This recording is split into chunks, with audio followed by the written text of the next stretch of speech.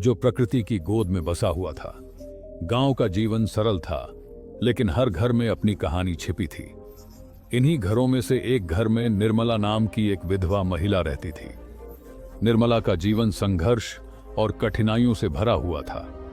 उसका पति एक गंभीर बीमारी के कारण कुछ वर्षों पहले गुजर चुका था। पति की मृत्यु के बाद निर्मला ने अपनी पूरी जिंदगी अकेले ही बिताने का संकल्प लिया। वह दिन भर खेतों में काम करती और शाम को अपने छोटे से घर लौटती।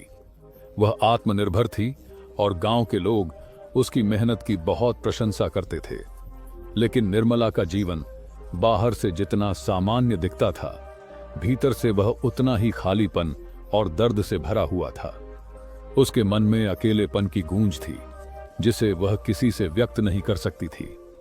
रात के समय जब सारा गांव नींद में डूबा होता, निर्मला का अकेलापन और भी गहरा हो जाता। गांव में लोग उसे एक मजबूत और साहसी महिला मानते थे, लेकिन उसकी आंखों में छिपा दर्द कोई नहीं देख पाता था। उसकी जिंदगी एक गहरी प्यास और अधूरेपन से भरी हुई थी, जिसे वह खुद भी समझ नहीं पाती थी। यहीं से शुरू होती है एक ऐसी कहानी जो न केवल निर्मला के जीवन को बदल देती है, बल्कि हमें भी जीवन के गहरे रहस्यों और आत्मा की शांति का महत्व सिखाती है। एक दिन गांव में एक साधु का आगमन हुआ। उसका नाम था स्वामी अच्युतानंद। वह बहुत समय से गांव-गांव घूमते हुए धर्म का प्रचार कर रहे थे और लोगों को आत्मा की शांति का रास्ता बता रहे थे।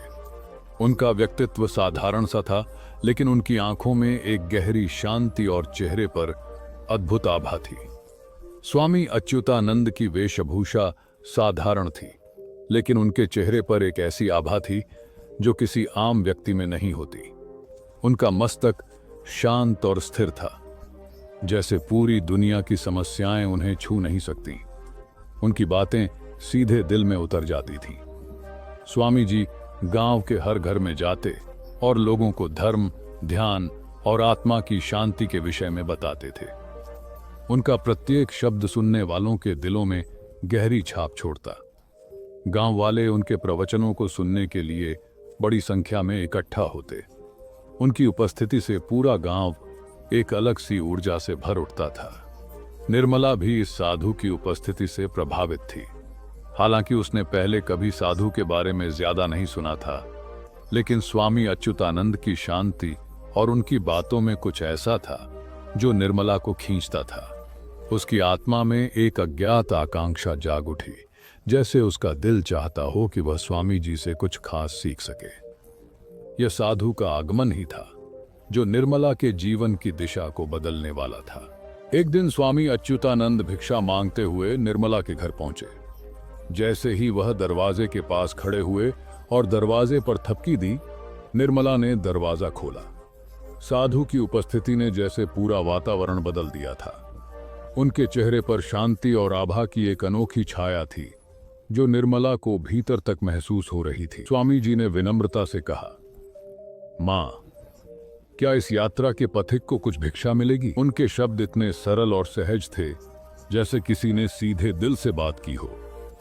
निर्मला ने एक पल के लिए उन्हें देखा, फिर खुद को संभालते हुए कहा, जी महाराज, कृपया अंदर आइए।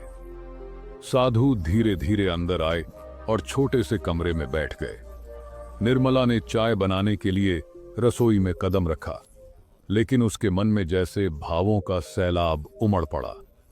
साधु का चेहरा, उनकी शांति और वह अद्भुत आभा, सभी ने निर्मला के दिल में एक अनजानी चुप्पी सी भर दी थी। चाय बनाने के दौरान निर्मला बार बार साधु के चेहरे को याद करती और सोचती, क्या यह साधु वाकई वह शांति दे सकते हैं जिसकी उसे वर्षों से तलाश थी? क्या यह साधु उसकी किसी भी बात को समझ सकते हैं जो वह खुद से नहीं कह पाती थी?